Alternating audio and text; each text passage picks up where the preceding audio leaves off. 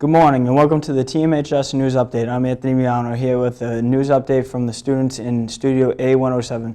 But first I want to remind you of what being a member at TMHS stands for. All members of the Tewksbury Memorial High School will rise and demonstrate respect for self, others, property, and community.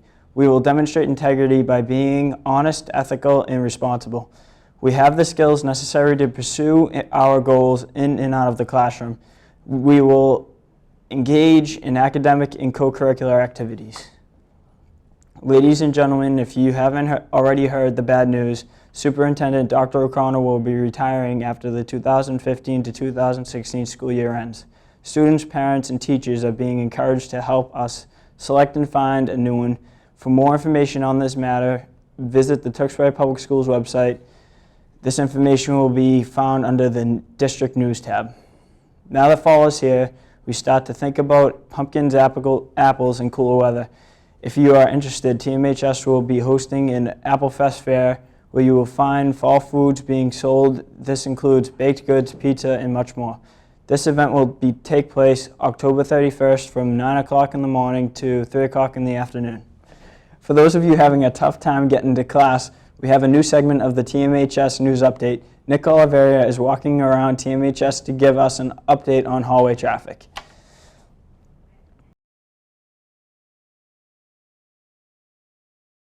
How do you feel about traffic in the morning for when it comes to the buses and, cars and stuff coming in and out of school? It's nuts. They really need to figure out a way to so everyone's not all clumped up like tunas. And the hallway traffic, it can be pretty bad, but it's manageable. I think it's pretty crowded, and it's just kind of sad, I want to get in school early, so I come early, but when I take the bus, I'm always here late. I get squished a lot in the hallways, so in the morning it's kind of crazy. Have you ever been knocked over, books, bags, such? No, but I have been pushed. I don't like it. I can't get to class on time sometimes. I just see if you're going from the first floor to the third floor, it's a little bit harder because you have to nudge through people. There's just people everywhere. But it's easier for the first to second floor because it's just like a stairway away and stuff. All right. So have you tried an alternative stairway to get up? I've tried every stairway. I've tried going up the first flight of stairs, across, and then up another one. See if that works out. It worked out a little better, but it was still really, really hard. All right. Well, there you have it. Traffic inside TMHS is slowing people down on their way to class. I have to go and direct some traffic outside. Thanks, guys. How do you feel about hallway traffic in TMHS? There's too many people and they're slow. They're annoying and need to move out of my way. And how do you feel about traffic in the hallways and yada yada? Guys, that's a great question. Thanks for asking me. So let me just say a couple quick words, and that'll be the end of it. I'm glad I'm not in high school because it is challenging to get around. I don't know how you guys do it, but there's a good flow if you watch where you're going, but it can be really congested sometimes. What do you think? I think you basically brought it up. It's hard being us in high school, so we have to maneuver. It's sort of like we're trying to get through a maze of just people. As you can see, many people are walking down the hallway, going to class and such. The final stretch of people before class begins. I am Nick Oliveira. This is TMHS News Traffic. Have a nice day. Now let's go to Corey to hear about what's going on around the town of Tewksbury today. Thanks, Anthony. The recent scandal that leaks student information is costing the school administration more than its trust among special needs students. Superintendent John O'Connor revealed at a Tewksbury School Committee meeting on Wednesday that the district's legal fees have been expanding exponentially for several years. The legal fees for a regular education concern have fluctuated from year to year, with a high of over $27,000 in 2011. The sum has grown every single year until this most recent fiscal year, which concluded with a total of over $93,000. And Shannon Lynn Metcalf has been found. After Thursday's plea for help, the members of her family report that she was found and was safely on her way home on Sunday night. Originally from Wilmington, Shannon was living in Lowell at the time of her disappearance and was missing for nearly 2 weeks. Everyone here from TMHS News is happy you are finally safe and sound. That's what I have today for the news around town. So I'll toss it over to John for some Massachusetts news. As the weather starts to cool down, lots of people turn to wearing their hooded sweatshirts to stay warm. Worcester students are being urged to leave their sweatshirts at home for a safety concern. Hoodies are being banned by 2 Worcester high schools. Gang violence in the city is being linked to crooks who are wearing hoods in the street. City's police have noticed a rise in street crime and have suggested the ban to keep kids safe. School officials support the cause, yet students continue to wear their hooded sweatshirts anyway.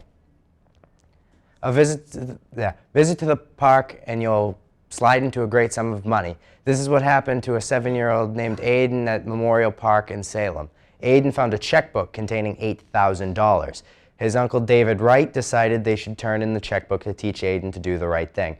The honest plumber and his nephew gave the checks to police, who found its rightful owner, Elias Santos. Elias had been at the park earlier with his kids and gave Aiden a reward of $100 for finding the checkbook. That's it for your state update. Now let's look at politics with Ricky Tibbetts. In a recent interview with Meet the Press, Republican candidate Ben Carson issued some controversial claims regarding Islam. Carson began by stating that a candidate should adhere to a religion that will not interfere with the Constitution. When asked if a Muslim could be president, he promptly rejected the notion. The former neurologist later added that he was referring to radical Islamists and not to peaceful Muslims of the nation. Still, Dr. Carson has received damaging criticism. Such negative attention could potentially derail his campaign. And in a recent speech to the UN, President Obama introduced his position on hotly debated Republican issues. The commander-in-chief criticized the many assertions that building a wall is essential to national safety, inferring also that demonizing those of different religions is an unethical practice. In addition, Obama took aim at Russian President Vladimir Putin and Syrian President Bashar al-Assad, stating that the 2 foreign leaders have flouted international rules. Though he awaits departure from the White House, Obama refuses to assume a quieter role as a lame duck president. Now we'll go to Taylor for a world news update. Thanks, Ricky. According to President Obama, civil war in Syria might be coming to an end. The war was caused by anti-government protests against President Assad. A new possible compromise proposed at Monday's UN General Assembly meeting may resolve some Middle Eastern issues. In Syria alone, over 200,000 people have died as 4 million have fled the country. However, the U.S. will not overcome this defeat alone. Russia's President Vladimir Putin as well as Iranian leaders, will aid the U.S. in Syria's recovery process. The plan is to forge an agreement between the 2 sides to agree to live with one another peacefully. The issue is getting out of proportion for fear of it harming other countries internationally. In an area between Alaska and Russia, there is an oil well. The high potential expected from the oil supply caused high popularity to begin the exploration. Expenses of financing the well skyrocketed. Shell Oil believed the area would have sufficient amounts of material as they spent over $7 billion. However, the barrels were only worth $50, so Shell decided it was not worth the risk. Due to disappointing findings in oil from the Arctic, the company has decided to end all efforts of getting oil from the Arctic Sea. Other international companies spent tons of money on the venture, but Shell was the only company from the U.S. Now let's go to Sam, who has some news on how to stay healthy. Thanks, Taylor. Good food equals a good mood. Food choices affect many things, including risk of disease, weight management, athletic performance, and mental health. Food can boost your mood by giving you more energy or harm your mood, leaving you depressed. The American diet is rich in processed foods with high amounts of sugar and saturated fat. A study found that adolescent men experience lower levels of testosterone after consuming a drink with high glucose levels. This low testosterone contributes to irritability. These poor eating habits have proved to impact a wide range of age groups and lifestyles. In some cases, less is more. Studies show that adults consume more food when it comes in bigger packages. The results highlight the strong environmental influences on food consumption. This influence did not vary by gender. Only children appeared unaffected by size when deciding how much to consume. Unfortunately, most studies lack data to assess whether sustained changes in plate sizes over time contributed to weight loss. However, the recommendation of smaller plates is just a start for reducing the obesity epidemic. Now it's time we shift to our entertainment segment with Alexis Margios. Hotel Transylvania 2 became the top September opening of all time with a North American debut of $47.5 million. The movie, playing in 3,754 locations, opened higher than the original Hotel Transylvania in 2012, with the previous record holder for the September opening with $4.25 million. The other title on the foreign circuit is Warner Brothers' big-budget tentpole Pan, raking in an earning of $1.5 million. The best shows on Broadway will be heading our way. 2016's Tony Awards will be held on June 5th. The show will be airing live from New York City on CBS from 8 p.m. to 11 a.m. It's currently unclear which New York venue will host the awards show. Radio Music Hall has been the home to the Tonys in the past years, but Radio City will be used for its New York Spring Spectacular. Next year marks the 70th anniversary of the Tony Awards, which were first held on April 16, 1947, in the Waldorf's Astoria Grand Ballroom. Now to Nicole for a look at sports. Thanks, Alexis. Tom Brady has passed another milestone in more ways than one. During Sunday's game against the Jacksonville Jaguars, Brady completed his 400th career touchdown pass. The pass to wide receiver Danny Amendola helped secure the Pats' victory 51-17. He joins greats like Dan Marino, Brett Favre, and rival Peyton Manning in the 400 Club.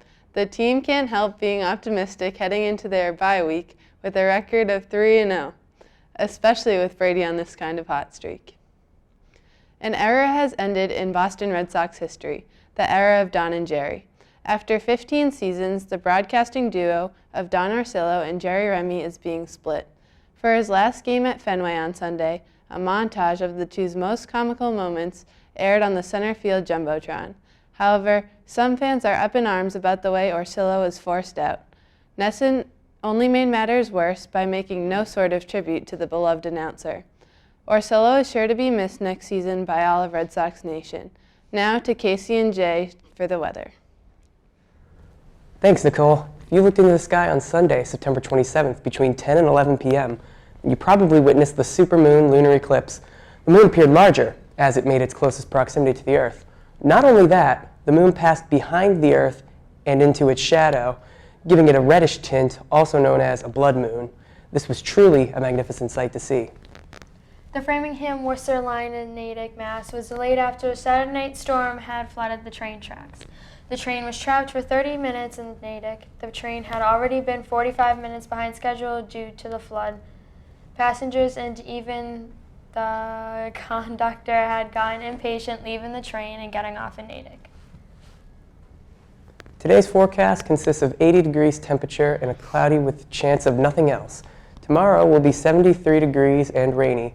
Thursday will be 64 degrees with a few showers throughout the day.